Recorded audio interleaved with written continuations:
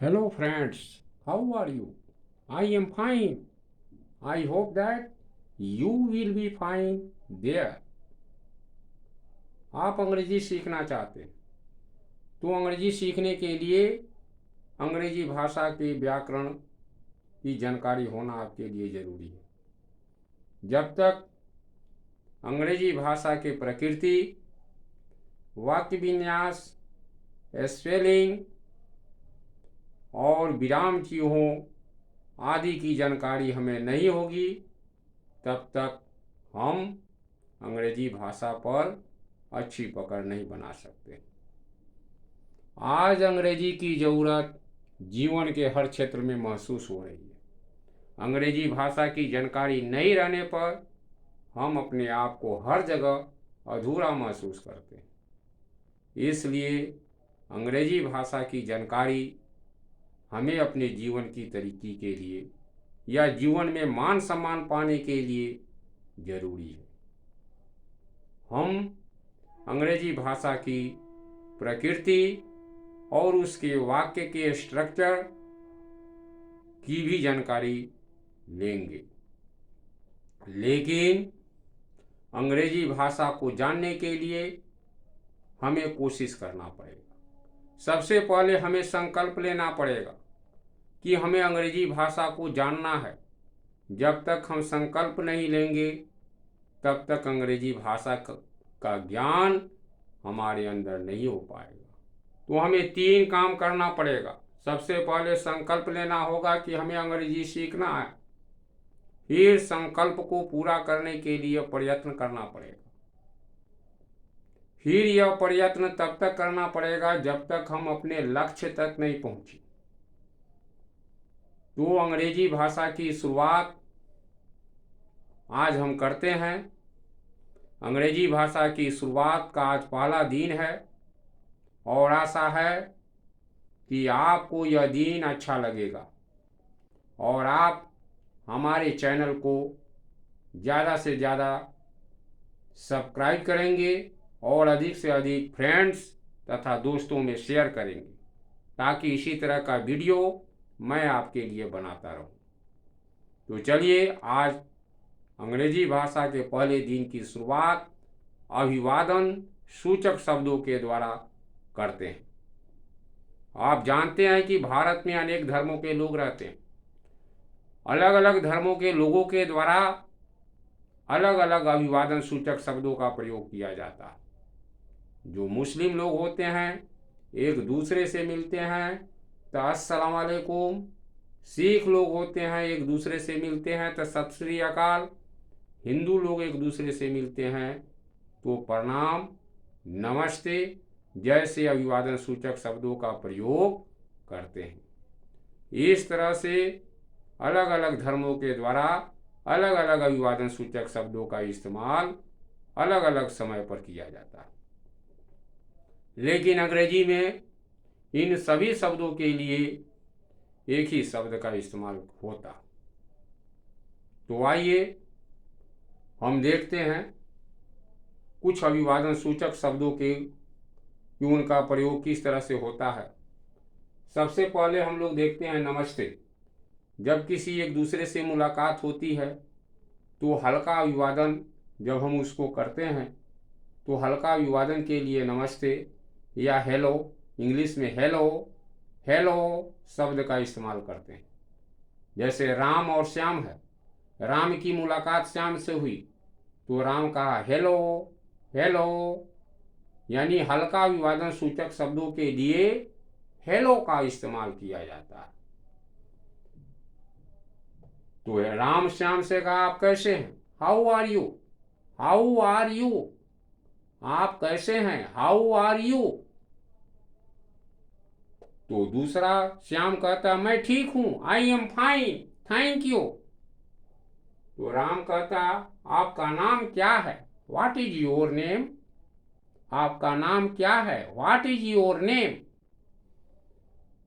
तो राम कहता है कि मेरा नाम राम है, माई नेम इज राम, या my name is Sunil Kumar. तो राम का वो कहता है कि आप कहाँ से हैं, where are you, from, where are you from, where are you from, आप कहाँ से हैं? तो वह कहता है कि मैं नरकटियागंज से हूँ, आई एम फ्रॉम नरकटियागंज, कि मैं नरकटियागंज से हूँ, आई एम फ्रॉम नरकटियागंज। तो वह कह रहा है आपसे मिलकर अच्छा लगा, nice to meet you, nice to meet you, nice to meet you, आपसे मिलकर अच्छा लगा। तो वह कहता है स्वागत, वेलकम, यानी आपका स्वागत है, यू आर वेलकम, आप सौभाग्यशाली हो, गुड लक, या इसके लिए यू आर लकी भी कहा जाता है।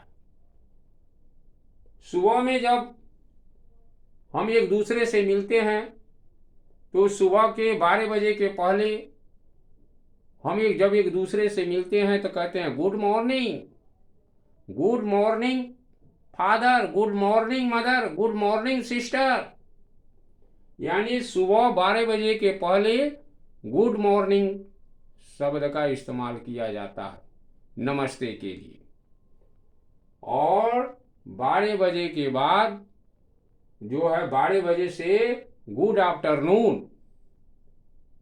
Good afternoon uncle, good afternoon sir, और शाम के समय में यानी 5 बजे के बाद good evening, good evening sir, good evening madam, 5 बजे के बाद नमस्ते के लिए, शुभ संध्या के लिए गुड इवनिंग शब्द का इस्तेमाल किया जाता है। उसके बाद रात के समय जब विदाई किया जाता है, यानी एक दूसरे से जब अलग हुआ जाता है तो कहा जाता है गुड नाइट।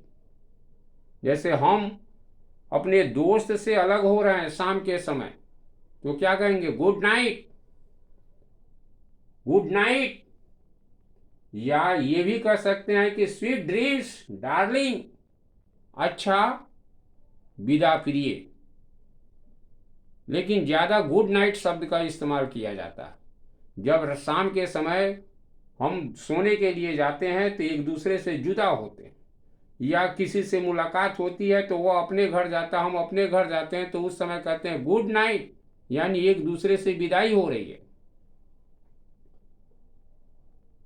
उसके बाद में वो कहता है क्या, गुड बाय या बाय बाय,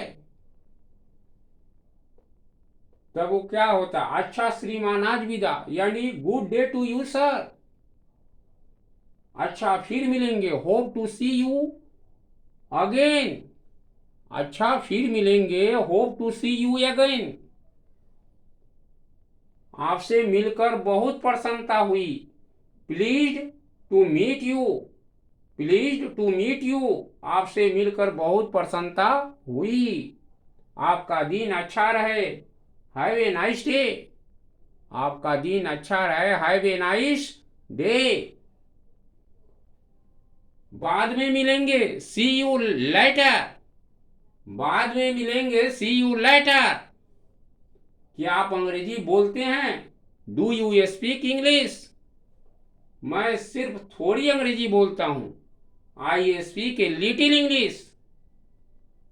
तो इस तरह से हम जो है कुछ शब्दों का जानकारी अगर कर लेते हैं तो कोई हमसे बातचीत करता है तो हम उसका जवाब दे सकते हैं, उसको भी एहसास होगा कि अगला जो है इंग्लिश जानता है, इंग्लिश पर उसका अच्छी पकड़ है। लेकिन इसके लिए इंग्लिश के स्ट्रक्चर, इंग्लिश के ट्रांसलेशन को जानना जरूरी है। जब तक इंग्लिश के ट्रांसलेशन पर हमारी पकड़, इंग्लिश के व्याकरण पर हमारी पकड़ नहीं रहेगी तब तक जो है हमको काम चलाऊ शब्दों को बोल करके अपने दिमाग में बैठाना होगा।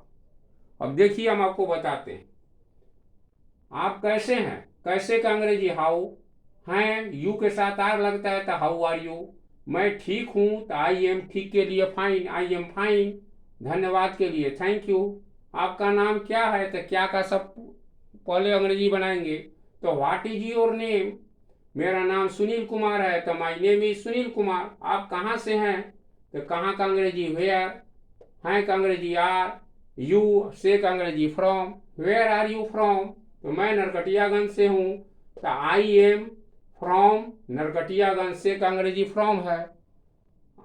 आपसे मिलकर अच्छा लगा, तो नाइस टू मीट यू। यानी इसी तरह से अंग्रेजी भाषा के ट्रांसलेशंस और उसके व्याकरण की पकड़ जब हमको रहेगी तो हम अंग्रेजी भाषा को अच्छी तरह से समझ पाएंगे और बोल पाएंगे, साथ ही लिख पाएंगे। अतः आप हमारे चैनल को सब्सक्राइब करें और ज़्यादा से ज़्यादा दोस्तों में शेयर करें, लाइक और कमेंट करना न भूलें, ताकि इसी तरह का वीडियो मैं आपके लिए बनाता रहूं। Thank you, good night.